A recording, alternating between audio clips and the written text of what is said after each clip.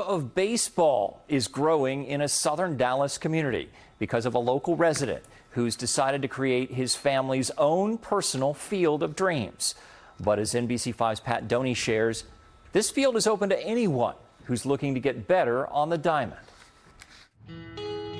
There is plenty to do on the Hatley Ranch before the school day begins. You gotta wake up early in the morning, feed animals, make sure nothing wrong with them.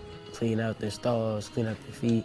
Working around the ranch, it's not just something easy that anybody can do. Once the chores are done, King and Kiel Hatley leave their ranch home in Lancaster and head to school at South Oak Cliff. But just because they walk the halls at one of Dallas ISD's inner city schools does not mean the boys leave their cowboy side at home. People used to laugh at me and make fun of me, but freshman year and sophomore year, I used to wear it a little bit, but it started kind of getting to me. But now I don't really care what nobody got to say, because that's my style, that's what I like to wear. And I always tried to put them in positions like, son, don't let the environment change you, change the environment.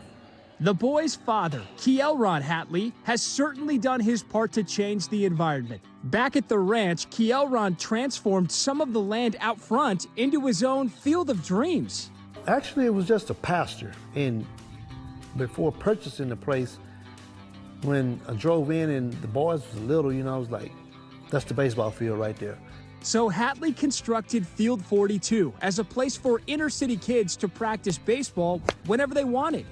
And to the left of the turfed field, you'll find a batting cage, which is open all year long to any kids who want to get the work in.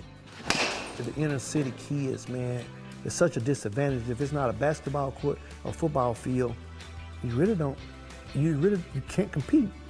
This gives us an opportunity to sort of reach out to other kids, especially with what's happening now, and potentially have, other young men, potentially be interested in playing, because the key is, and as we proved in football, when we got the resources, we were able to get the kids. It just changed my whole way, because when I was younger, I wasn't really the best out on the field. I was big and all this and that. But ever since I started coming here consistently and just really honing in on what I wanted to do, I jumped in like everything. They come in here by the droves, man, all at night. Sometimes I hear the dogs barking at night, wondering what it is, and you just step outside and listen, you hear bing, bing, bing. There's some hot in here, there's diesel in here. Everybody wants to come and get some work in, because it's nowhere around that gives you that opportunity to do it. The batting cage is decorated with memorabilia from the Negro Leagues, which Kielron hopes will motivate the kids to pave their own way in the sport. It's already inspired his son, King, who's a promising prospect that dreams of making it to the big leagues. Anytime I'm tired, I'm like, I don't want to hit, or I just look at all the names all on the walls and I'm like, yeah, I got to do it, because it's a reason. I can't have all this stuff and then just go work a regular job one day. I got to go to the league. Nobody believes until you do it.